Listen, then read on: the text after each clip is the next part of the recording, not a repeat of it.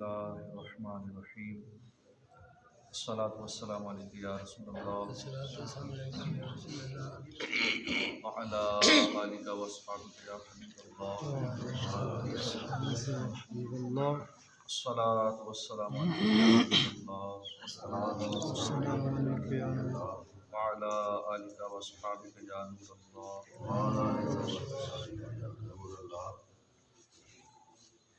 मशहूर साहबी रसूल हज़रत अबू हुरैरा रज़ियल्लाहु अन्हु से रिवायत है, अल्लाह पाक के आखिरी नबी रसूल हाशमी मक्की मदनी मोहम्मद अरबी सल्लल्लाहु अलैहि वसल्लम ने फरमाया, जो मेरी कब्र के पास मुझ पर सलाम अर्ज़ करे, अल्लाह पाक उस पर एक फ़रिश्ता मुकर्रर फरमाएगा जो मुझ तक उसका सलाम भी पहुँचाएगा और दुनिया और आखिरत के कामों में उसकी किफ़ायत भी करेगा।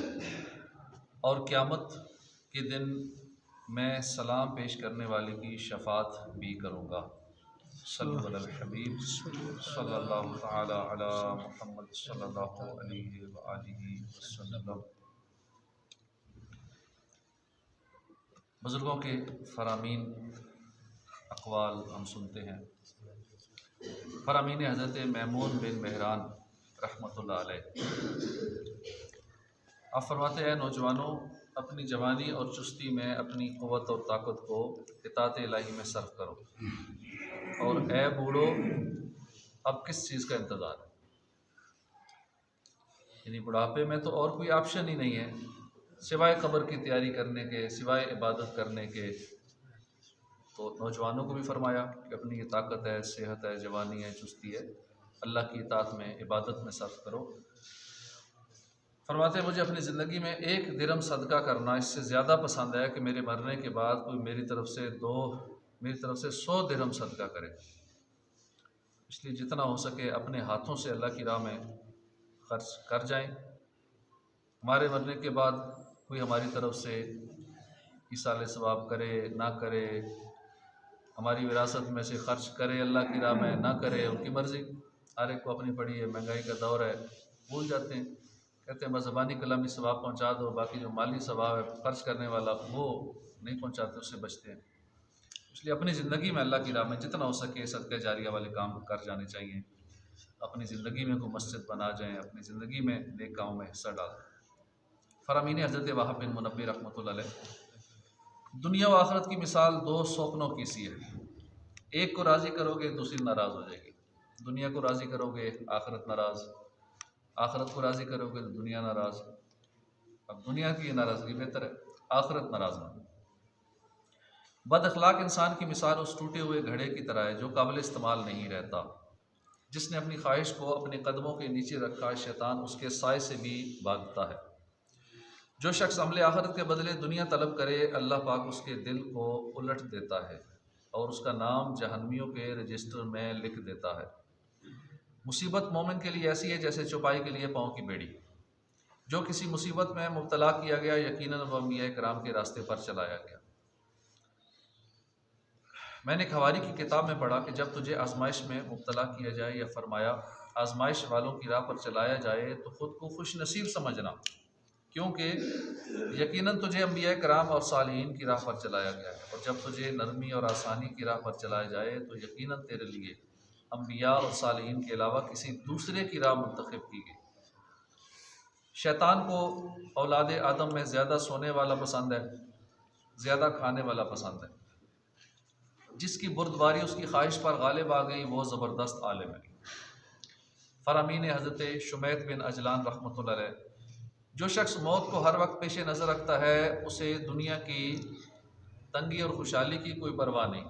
उस पर चाहे मुसीबतें आ जाएँ, बीमारियाँ आ जाएँ, तंगदस्ती आ जाए, कारोबार का नुकसान हो जाए, तब भी उसे परवाह नहीं है। वो अरबपति हो जाए तब भी उसे परवाह नहीं, क्योंकि मौत हर वक्त पेश नज़र है। उसे पता है कि अब शाम की है, पता नहीं सुबह तक ज़िंदा हो या नहीं, ये रात आखिरी रात है। हर वक्त मौत उसके सामने होती है, तो उसको फिर दुनिया का मिलना ना मिलना उसके लिए बराबर है।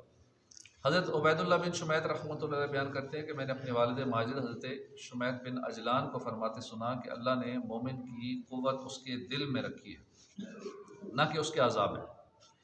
क्या तुम नहीं देखते कि बूढ़ा कमज़ोर शख्स दिन में रोज़े रखता है, रात को इबादत करता है, जबकि मुनाफिक नौजवान उस शख्स उससे आजिज़ होता है। यानी सेहतमंद बंदा वो काम नहीं कर सकता, लेकिन वाज़ का एक कमज़ोर बंदा या एक बूढ़ा आदमी जो नेक आदमी होता है वो रोज़े भी रखता है। कई ऐसे सारा साल भी रोज़े रखते हैं, रातों को इबादत भी करते हैं, फिर भी फिट फाट है, उनकी ताकत उसी तरह सलामत है, क्योंकि अल्लाह ने उनके दिल में ताकत रख दी है। लोग तीन तरह के हैं, जो इब्तदाई से नेकी के कामों में मशगूल रहा, उस पर हमेशगी इख्तियार की, हत्ता कि दुनिया से रुखसत हो गया, ये मुक़र्रबीन में से है। दूसरा वो जिसकी इब्तदाई ज़िंदगी गुनाहों में गफलत में गुजरी, फिर तौबा कर ली, वो जन्नतियों में से है। तीसरा जो इब्तदा ही से गुनाहों में मगन रहा, तौबा किए बग़ैर दुनिया से चला गया, ये दोज़खियों में से है। फ़रामीन हज़रत मोहम्मद बिन मुनकदिर रहमतुल्लाह अलैह, खाना खिलाना, अच्छी गुफ्तगू करना तुम्हें जन्नत में ले जाएगा। बच्चों से ज़्यादा मजाक ना किया करो, वरना उनके नज़दीक तुम्हारी कदर व मंज़िलत कम हो जाएगी। बेशक मग़फ़िरत को वाजिब करने वाली चीज़ों में से एक भूखे मिस्कीन को खाना खिलाना है। आपसे पूछा गया कौन सा अमल आपको सबसे ज़्यादा महबूब है? फरमाया बंदा मोमिन को खुश करना मुझे सबसे ज़्यादा महबूब है। पूछा इसके अलावा कोई और बात जो आपको लज्जत देती हो? फरमाया मुसलमान भाइयों पर ख़र्च करना, और वाकई इसकी लज्जत मिलती भी है। जो बंदा दूसरों को देता रहता है, दूसरों पे खर्च करता है, तोहफे ताइफ देता है, तो उसे खुशी और लज्जत महसूस होती है। ये जो करते हैं उन्हें कोई पता है कि इसकी कैसी लज्जत है। इतनी बड़ी बड़ी सहूलियात में, गाड़ियों में, दीगर फैसिलिटीज़ में उतनी नहीं लज्जत या उतना मज़ा नहीं है जितना दूसरों को देने में मज़ा है। अल्लाह पाक क़यामत के दिन इरशाद फरमाएगा, वो लोग कहाँ हैं जो ख़ुद को और अपने कानों को लाहो लाइब और मज़ामीर से बचाते थे, यानी गाने बाजे वगैरह म्यूज़िक से बचाते थे, उन्हें जन्नती बागों में दाखिल करो। फिर फरिश्तों से इरशाद फरमाएगा, इन्हें मेरी हम्दो सना सुनाओ और बताओ कि अब ना इन्हें कुछ खौफ है ना कुछ गम है। अल्लाह पाक हमें अमल की तौफीक अता फरमाए। आमीन बिजाह नबी अमीन सल्लल्लाहु अलैहि वसल्लम।